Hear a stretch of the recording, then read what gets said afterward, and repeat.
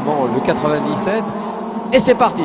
Wow, le départ à la corde contre le mur littéralement des voitures qui partaient des 2 et 3e lignes. On attend le premier virage parce que là on va serrer un petit peu les fesses. Ça devrait, je l'espère en tout cas, passer pour tout le monde. Ah, derrière, je crois qu'il y a eu un petit accrochage dans la partie rapide du premier gauche. Un virage très difficile. Patrick Roger, notre chocolatier, main d'or de France, en était le témoin hier. C'est la 55 qui vient de sortir, à partir en tête à queue. C'est celle d'Hugo Martinet. On reverra sans doute cette image. Je crois qu'il s'est sorti tout de suite d'ailleurs, pour être témoin de cela dans quelques instants avec le ralenti. On saura vous tenir informé. Attention à la première arrivée sur la longue ligne droite qui conduit au freinage d'Adélaïde. Pour le moment, et oui, je crois que c'est Young qui est en train de produire son effort. Il y a aussi Noroy qui est bien parti.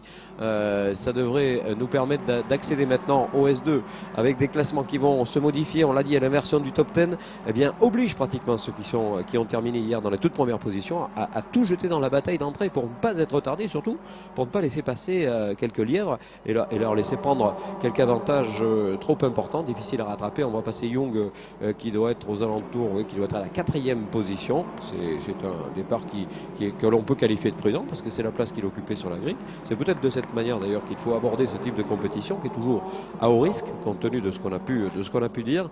Voilà, le retour sur Imola où les voitures vont sauter où les pilotes vont sauter sur les freins pour aborder le château d'eau.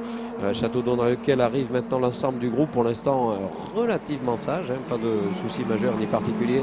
On va bien sûr avoir un pointage beaucoup plus réaliste dans quelques instants et quelques secondes pour désigner celui qui a réussi le meilleur start. Il s'agirait, je pense, tout simplement de quelques favoris. On va décrire cela avec un petit peu plus de précision dès qu'on aura l'aperçu des numéros de course de ces voitures. Ouais, c'est bien ce qui m'était apparu, c'est bien ce que j'avais cru apercevoir. C'est Terlaché qui a pris le meilleur départ, Terlaché qui partait sur cette ligne 3 seulement. Quel départ magnifique, Olivier Fouillat. Nicolas Gomard. Oh, où il est Nicolas? Eh oui, 22e déjà. Attention au retour de Nicolas Gomard et de la 89. Très très beau start de Nicolas Gomard. Il faut être quand même relativement prudent sur cette analyse. Et derrière, on voit Julien Lambert à l'image. Julien Lambert, où en est-il de son classement? Alors que Sagné est bien parti également avec la numéro 2. On retrouve Noroy à la 4e position. Ouais, c'est fait pour un bon start également de Desrio, mais qui a cédé quelques positions, ce qui est tout à fait naturel. Young est en 3e place. Il va y avoir certainement une très belle course à suivre, car derrière il y a beaucoup d'outsiders, voire même de favoris qui ont été contraints justement à l'abandon hier. Ça va solliciter évidemment leur envie de remonter, de gagner des points, de ne pas en perdre en tout cas autant qu'ils en ont perdu hier. Et on le voit, la course est en train de s'animer là sérieusement, très très sérieusement même. Et des favoris comme Stéphane Georges que l'on vient de voir passer à l'écran sont pour l'instant englués un petit peu dans ce peloton. Il est vrai très rapide, voilà Stéphane derrière celui qui était en pôle, Olivier Desrio, et normalement il devrait faire une bouchée. Alors qu'on a fait un gros survirage à la sortie du 180 et ça a été très très bien rattrapé par son pilote, pas de problème. Et on confirme 2 abandons, celui d'Egorov et celui de Ricci, la 117 et la 13, qui malheureusement n'auront pas vu le terme du premier tour. Attention, une petite échappée là pour la tête de course. On va voir si Arlaché est capable de partir. Si c'était le cas, eh bien pour lui au niveau des points ce serait un coup majeur, un coup qui lui permettrait en tout cas de continuer ce parcours excellent depuis le début de la saison. Attention derrière, l'attaque sur la gain éventuelle de la 2e position. On est tout simplement avec Young qui va porter une attaque et la réussir. Magnifique attaque de Young sur le freinage du lycée, et c'est passé pour les 2 pilotes Yvan Miller Racing qui sont aux 2 premières positions sous l'œil du dossard numéro 2, qui lui aussi a accompli un parcours tout à fait excellent, conforme en tout cas à ce qu'on attendait de Christophe Sagné. Très très bon départ, soutenu évidemment par le groupe avec les Noroy, avec les Lambert, avec les Carrières et les Georges qui sont en train d'en découdre. Et Rio tient un cap excellent, alors que Damiani est un petit peu plus en souffrance qu'il ne l'était hier. Et Biel qui prend un bon start également, Biel qui est à la 10e position, et devant Jean-Cavicius Povilas. Julien Palassin qui a rétrogradé jusqu'à la 12e position, il a perdu 11 places à l'occasion de ces 2 premiers passages. Passage à nouveau dans la longue rectiligne. Ça y est, les pneumatiques Euroama sont en température idéale. Là, on va pouvoir utiliser le maximum du potentiel de la voiture, ce que ne se prive pas de faire évidemment Yarnel Arraché, qui est en train de partir avec une belle avance portée tout à l'heure au constat de son passage sur la ligne à pratiquement 2 secondes. À mon avis, il est en train de croître à vitesse grand V cette avance, et on aperçoit certes un groupe de chasse bien formé, mais il va falloir s'y atteler. Et a-t-on changé de second? Je pense que oui. Je pense que le pilote alsacien Jung n'a pas conservé sa deuxième position. Il est en train de se battre pour la récupérer. Ouais, depuis la corde, c'est Julien Lambert qui saisit l'opportunité, et Julien qui prend le cap de cette troisième position. Très très belle passe d'armes entre ces pilotes là. Ça, c'est clair qu'on pouvait s'attendre à pareille circonstance. Lambert en train de revenir, et puis le Roi qui lui aussi a fait un beau parcours hier. Il était très heureux de sa position, et ça se confirme avec ses prédispositions qui se transforment tout simplement en place d'excellence. Merci Georges pour parler de ce groupe. C'est toujours un groupe de chasse, et regardez le leader, la locomotive, là voilà, c'est Yann Erlaché qui est parti désormais, alors que Lou derrière, c'est loin d'être fait. Il faut vraiment canaliser tout ce qu'on peut canaliser d'attention, d'énergie pour ces pilotes là. Il faut vraiment regarder Lambert, parce qu'il est dans une forme absolument éblouissante. Derrière lui toujours Sagné, derrière et un petit peu plus loin toujours Jung, Noroy, Carrière, Georges Damiani. Ouais, ça y est, il a repris du poil de la bête, Manu qui a mis quelques tours à se mettre en condition, et ça y est, il semble bien que ce soit parti. On a perdu des places pour des Rio, on continue de rétrograder un petit peu, alors qu'on est resté sur un cap de la 12e position pour Juliette Palassin, qui était partie, on le rappelle, en première ligne de la grille de départ, terminant hier cette épreuve 1 à la 9e place. Attention à l'avant maintenant, hein. C'est un lâché pour lui. Normalement, il s'agira désormais et maintenant, oula, tête à queue du numéro 12 à la sortie de la chicane. Pas de souci, ça va pouvoir repartir. Oui, très beau risque d'ailleurs, très spectaculaire. Et la bataille continue de se dérouler devant. Magique bataille, hein, qui permet à Relâché d'avoir une piste claire, de ne pas être gêné pour quelconque vicissitude à l'arrière. Tant mieux pour lui, et c'est une stratégie qu'il aura mis en place, hein, c'est-à-dire s'échapper dès le premier tour. Ce qu'il fallait réussir, c'était le départ. Il s'est extrait contre le mur, littéralement contre le mur de cette procédure, et alors qu'on voit la voiture numéro 133 qui va devoir abandonner avec une voiture qui a souffert un petit peu d'un crash apparemment. Voiture 133 qui n'est autre que celle qui s'est lancée plutôt bien, puisque c'est Stanislav Cherechenkov, le pilote russe d'Arctic, qui partait 16e sur cette grille de départ, et qui malheureusement ne verra pas à la ligne d'arrivée. Il va rester 7 longs tours. Je peux vous dire que c'est pas terminé, même si devant on voit pas très bien qui éventuellement pourrait aller chercher la performance inouïe affichée par le leader. Ceci dit, Manu Damiani, on en parlait tout à l'heure, vient de prendre le meilleur tour en course actuellement. C'est lui qui a déboulé le plus vite sur ce passage, avec un temps d'une 57,814 et une performance à 134 km/h de moyenne au tour. Alors, c'est l'espace entre Erlaché et Lambert qu'on va regarder. C'est peut-être là qu'il faut tourner nos regards. Il était 2 secondes 4 tout à l'heure, et c'est bien ce qui m'était apparu. Ça fond comme neige au soleil de Nevers-Manicourt. 4 dixièmes de gagné uniquement, même 5 dixièmes de gagné uniquement dans ce passage-là. Autant dire évidemment que le rythme de Lambert est pour l'instant assez nettement le plus soutenu. On voit à l'écran également la bataille que se livre le 67 de Jung, et puis la voiture numéro 2 de Sagné. Pour l'instant, avantage au second nommé. On va aller chercher très loin la trajectoire sur le vibreur du deuxième Estoril, de manière à avoir un maximum de vitesse linéaire à l'amorce de cette belle ligne droite, avec le freinage d'Adélaïde sur lequel on va plonger maintenant. Et là aussi une tentative à mon avis de Jung qui va essayer côté gauche et côté droit. On va garder la corde pour Sagné, et puis tenter pour Jung de croiser plutôt à la sortie du coup, alors qu'un élément de carrosserie vient de s'échapper d'une des voitures ici à la sortie de la chicane. Non, ça n'a pas réussi pour l'instant. On va rester donc dans cet ordre, mais on perd un peu de temps, et Erlaché est en train de partir. Un écart qui n'est seulement soutenu que par Lambert qui réduit justement cet écart. Aïe, il y a une voiture qui connaît des soucis. Aïe, je crains qu'il ne s'agisse d'un de ceux qu'on qualifiait de favoris pour les bonnes positions, et je crains qu'il ne s'agisse du 67, à vérifier tout de même. J'imagine que cela pourrait être le cas, et on revoit les raisons de cette situation. Voilà, c'est une attaque qui a peut-être été le résultat d'un souci pour déjà la... C'est pas la 68. Ah là là. Et ça serait Yann, c'est pas possible. Oh là là, on ne veut pas le croire ici, c'est Yann Erlaché malheureusement qui est au ralenti. Yann Erlaché, vous voyez qu'on n'a jamais course gagnée, ça c'est clair. Ça va éclairer par contre le visage de Julien Lambert. Julien qui passe une nouvelle fois, mais cette fois il n'y a plus personne devant. Aïe aïe aïe aïe, bon sang, quel dommage pour Yann. Bon, ça fait partie de la course, hein, mais c'est vrai que c'est terrible lorsqu'on a comme lui, hein, le leadership du championnat, ou la petite faute de Carrière et attaque de Damiani immédiatement qui a repris la place qu'occupait Carrière jusqu'ici. Tout simplement, cette inversion permet à Damiani d'apercevoir le sixième rang donc pour celui qui termine à 2 reprises sur la deuxième marche du podium hier. Et là, il semble bien parti vers une très belle remontée. Qu'en est-il de Povilas? Il est à la 9e position, devancé par Biel qui fait une course magnifique. Il partait 15e sur la grille, et là, il a de cesse de bien fonctionner. Safety car, voilà quelque chose qui ne va pas faire les affaires de Julien Lambert, c'est-à-dire qu'on est sous régime de safety car. Tout le monde va se regrouper. Pour nous, c'est bien, parce qu'on est spectateurs. Pour lui, c'est un petit peu plus difficile, parce qu'il va falloir qu'il cravache à nouveau pour essayer de creuser cet écart constaté tout à l'heure. Safety car dont on ignore l'origine et la raison. Ouais, voilà, on le voit maintenant. C'est tout simplement la voiture de Yann Erlaché qui est stationnée et positionnée au Nürburgring 2. Et c'est là que malheureusement cette voiture a décidé de lâcher son pilote. C'est effectivement particulièrement dommageable à la fois au résultat et à la fois à l'équité sportive. Encore une fois, c'est des déconvenus que l'on aperçoit de temps en temps sur ces écrans. Là aussi on voit des replays concernant les voitures qui sont en train de s'exprimer au sein du peloton, et je peux vous dire que ce peloton est plutôt tumultueux, mais pour l'instant relativement lucide.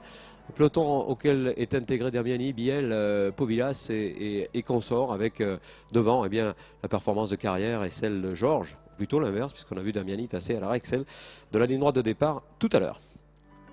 Et on revoit cet abandon de Yann. Là, malheureusement, il doit être quelque peu déçu, pour pas dire franchement dépité. C'est pas vraiment comme ça qu'il avait envisagé la suite, et nous non plus d'ailleurs, pour être tout à fait franc. Voilà, safety car, quand on voit qu'on a bien compris la venue, donc tous les pilotes conduits par celui qui occupe la tête, c'est-à-dire Julien Lambert, pour ralentir le rythme du groupe, de manière à ce que la voiture de Yann Erlaché soit dégagée et ne pose plus de problème de sécurité à l'ensemble du groupe, et que l'on puisse ensuite relancer. Je pense que ce safety ne va pas durer très longtemps d'ailleurs, à mon sens, puisque on a vu que l'auto était sur le bitume, donc il suffira d'une ficelle et puis de sortir cette voiture, le temps de laisser à la course le soin d'opérer sur sa deuxième partie. Il reste 4 tours. Alors ce qu'il y a de sûr, c'est que pendant ce safety, on est encore en procédure de course, c'est-à-dire que les tours vont s'égrener.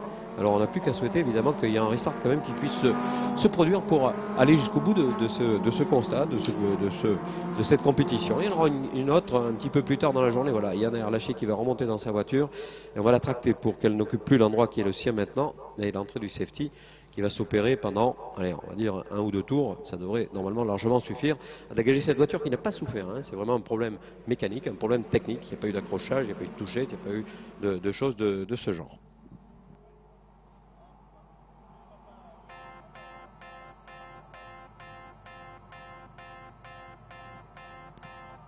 Alors on fait un petit point sur le classement pendant cette petite pause, avec Lambert, avec Sagné, avec Young pour le top 3 et le podium provisoire, très provisoire, parce que derrière, attention, ça chauffe et ça revient pour Noroy à la 79, pour Stéphane Georges à 78, qui peut encore espérer monter sur ce fameux podium. Il l'a fait hier, et bien fait, celui qui avait remporté la discipline de la midget 1300.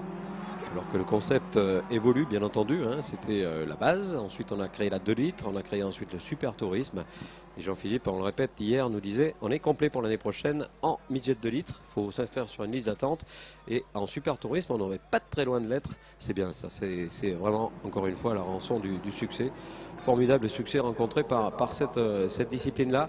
Et le safety, voilà, qui fait des signes au pilote Julien Lambert pour ne pas rester peut-être trop loin. On essaie d'écouter également dans les radios de la direction de course pour savoir à quel moment on va relancer l'épreuve. À mon avis, ça pourrait être dès ce tour-là. A priori, il n'y a rien qui interdit, semble-t-il, que cette situation ne soit proposée.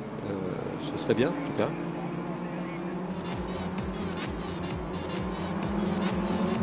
Allez, les voitures qui arrivent dans la descente, le safety est-il en train de s'effacer? Je pense que oui.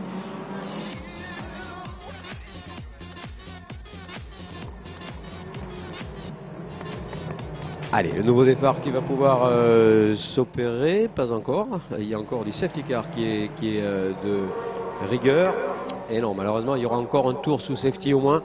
Il va donc rester 3 tours, et voire 2 même, maximum de compétition. Ah, ça aurait été une course un petit peu bizarre. Et en même temps, ça fait rien. Il fallait être opportuniste à un bon moment. Et en tout cas, gros attaquant en début de parcours. C'est ça l'intérêt également de cette inversion de grille, de manière à être sûr de pouvoir être tout de suite dans les avant-postes. Et Julien Lambert, qui connaît bien la discipline, eh bien, s'est emparé d'abord dans un premier temps de la deuxième position, suite à l'échappée belle de Yann Erlaché qui s'est vu arrêté brutalement par ses soucis techniques et mécaniques dont on ignore l'origine exacte, en tout cas qui ont bien été constatés. Voilà, donc a priori, voilà le safety qui attend l'ensemble des voitures au virage d'Adélaïde et qui, à mon avis, nous invite à espérer un nouveau départ. On voit qu'il y a le groupe qui s'est complètement disloqué d'ailleurs. Il y a un deuxième groupe que l'on voit passer maintenant. Alors est-ce qu'on va juger cela suffisamment convenable pour pouvoir lâcher le groupe? C'est pas certain. On aurait plutôt tendance à penser que le safety a pour rôle maintenant de permettre le regroupement. Mais pour l'instant, matériellement, ça me paraît un petit peu difficile puisqu'il y a pratiquement un demi-tour de circuit d'espèce entre les deux. On va essayer de maintenir les pneumatiques Yokohama en température et on voit ces pilotes qui restent évidemment très concentrés. C'est un exercice qui n'est pas toujours évident, alors qu'on voit cette image toujours un petit peu pathétique de la voiture de Yann Erlaché qui est ramenée à la ficelle. Ah, quel dommage, hein. C'est vrai qu'au niveau des points, mais ça va faire les affaires de Julien Lambert s'il va jusqu'au bout. Et s'il arrive à remporter cette épreuve, eh bien pour lui, ça va être un coup de poker un petit peu inattendu, et en même temps extrêmement intéressant, bien sûr. Alors on voit quelques images à l'écran qui nous ont ravis tout à l'heure, c'est-à-dire celle de la bataille au cœur de ce peloton, un peloton très brillant, très animé, encore une fois avec quelques implications, les Damiani, les Carrières, les Biel, les Povillas qui sont dans le bon groupe, hein, dans le bon paquet qui s'homogénéise devant, on le disait, et on revoit cette attaque du Julien Lambert qui a été très belle à la corde. Il a profité de cette bataille devant pour être opportuniste au bon moment et passer à bon escient. Pas de trajectoire forcée, aucune touchette. Ça s'appelle de l'habileté.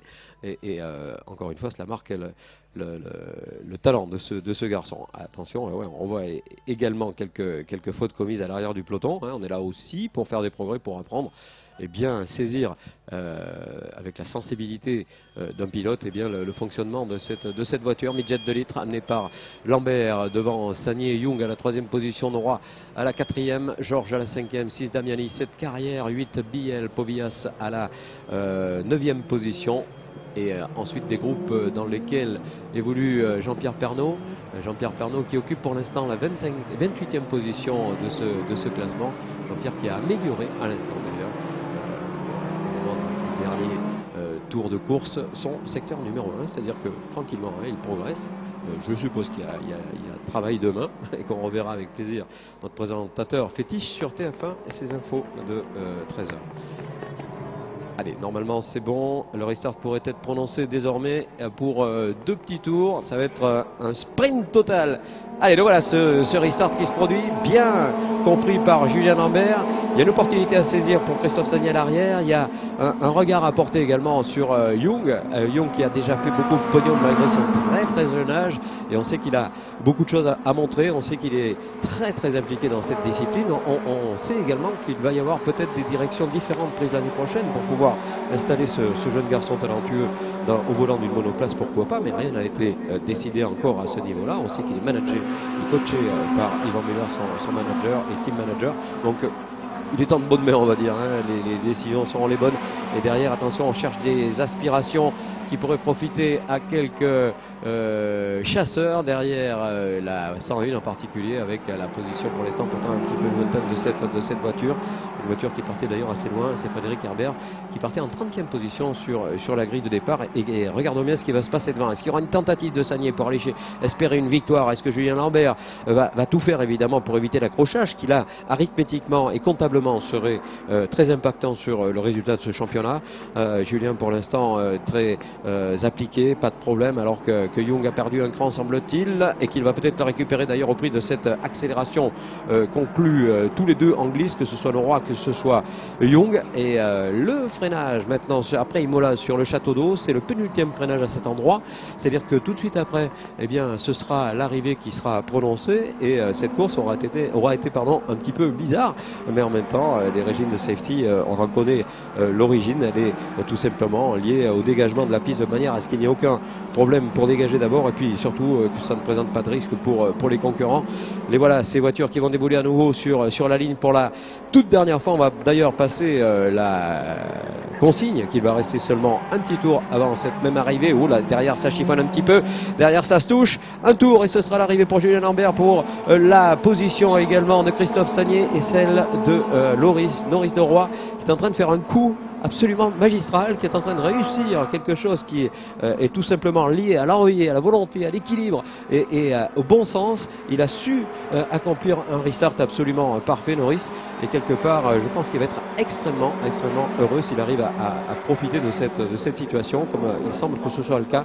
Normalement il n'y aura pas de souci. Stéphane Georges n'est pas bien loin, il devrait peut-être terminer dans la quatrième position, alors qu'on va chercher par l'extérieur, on va chercher également à limiter les dégâts de ce qui a été ce restart un petit peu compliqué pour Young par exemple, qui était tout simplement troisième à l'occasion de ce nouveau départ. Et là ce sera compliqué d'espérer une situation aussi intéressante, et au bout de la ligne droite on a essayé par tous les moyens, mais rien n'y fait. Il va falloir se contenter d'une place aux alentours des 5e ou 6e positions. Question posée quand même, est-ce qu'il y aura une tentative de la part de l'actuel second? Cela reste encore mystérieux, encore énigmatique. Et regardez ce travers de Carrière, la Christophe Carrière, qui a tout tenté pour préserver sa place, et il est passé Young sous la pression. Il a craqué. Carrière, c'est quand même pas le premier venu pourtant. Allez, on va essayer de repartir à la guerre là pour tout tenter de récupérer les points de la place occupée par Young désormais. Et l'attaque dans les toutes dernières courbes, les toutes dernières boucles de ce circuit de Nevers-Magny-Cours, au demeurant somptueux, un circuit dont on regrette qu'il n'est plus qui ne soit plus le théâtre de la Formule 1, mais croyez bien que tout ceci est provisoire. On a des travaux à tous les étages, à tous les niveaux. Ça est le signe évident, bien qu'on a encore la volonté, et de façon très légitime d'ailleurs, de retrouver ce peloton-là. Voilà, mesdames et messieurs, le podium qui est en train de se présenter devant nous. On le reverra cet après-midi. Podium amené par Julien Lambert, qui va, je pense, exulter, être extrêmement satisfait de cette situation. Deuxième position, superbe également pour Sagné. Troisième place de Noroa. Regardez s'il est heureux, Norris Noroa.